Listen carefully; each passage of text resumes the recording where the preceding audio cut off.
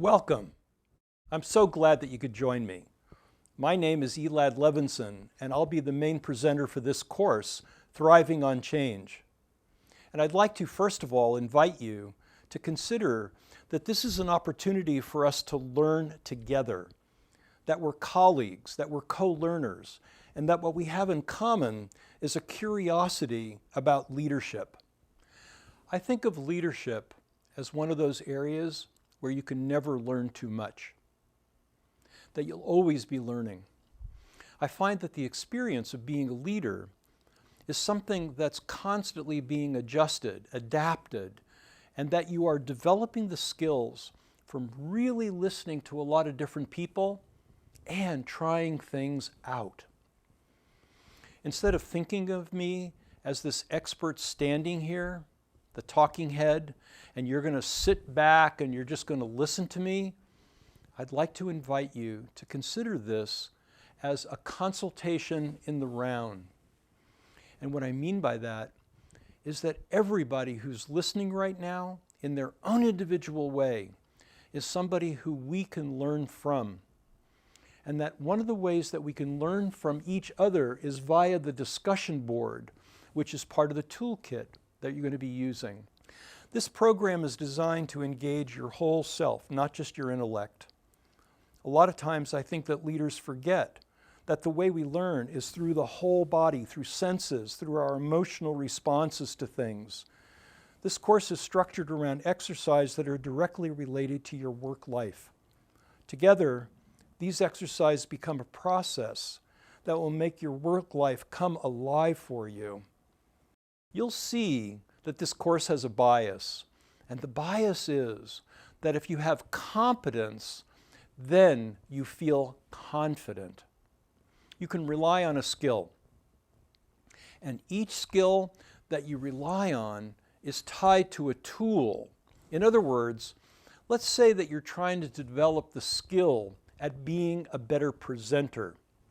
One of the tools that you're developing is an effective use of PowerPoint. At a certain point, you begin to feel competent. Your presentations are crisp and clear, readily understandable, and graphically interesting. At that point, you can present to people with much less anxiety. So where are we today? Where we are is in a time like never before. Leaders are facing a time of extraordinary change. I've had the good fortune of being in leadership roles since 1964, and it's been a passion of mine. At the age of 18, I started leading teams of 25 people in a senior leadership role, doing program and personnel management. Let's take a pause. Right now, and experiment with a tool we will spend more time with and deepen later in the course. I'd like you to have some fun with this. Remember, it's just an experiment. Close your eyes and take a moment to notice any tension that you have in your body. Observe how you are breathing.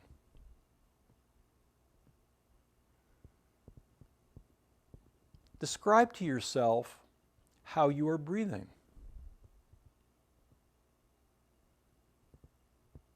Is it shallow? Is it deep? Is it long or short? Now, here's the experiment. Take 6 long, slow, deep breaths.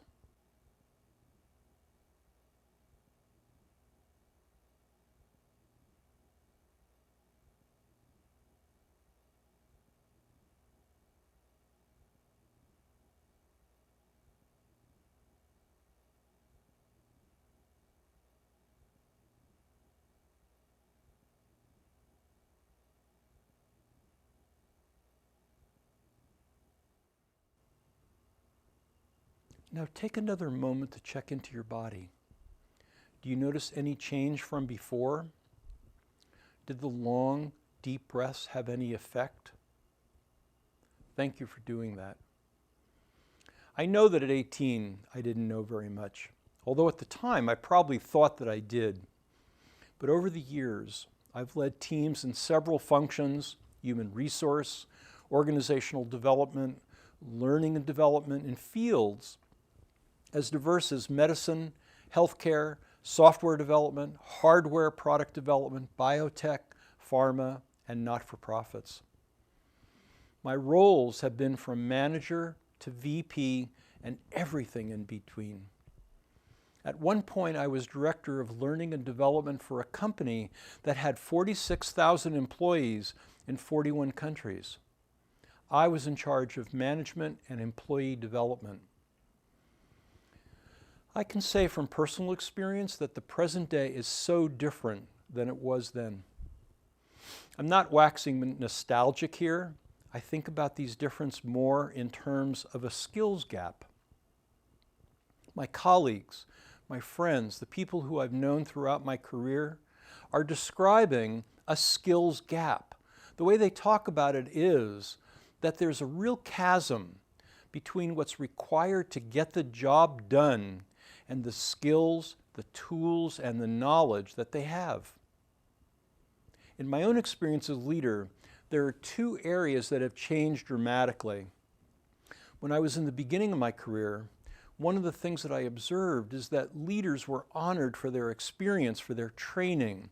They were seasoned people with deep professionalism to learn from.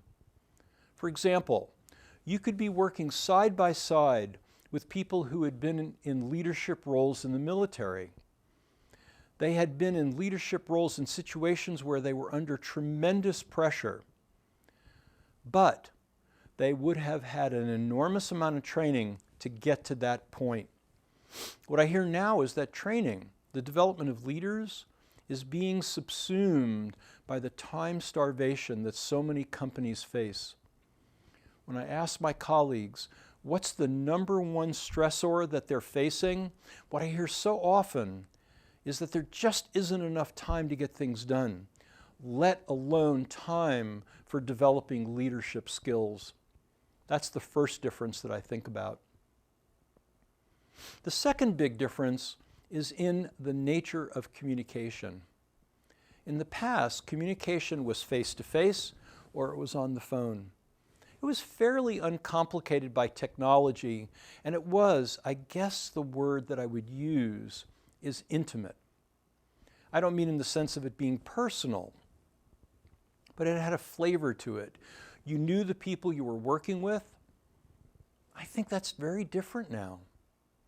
Additionally, colleagues were mostly like me. They were white. They were middle class. They were English as their first language speakers.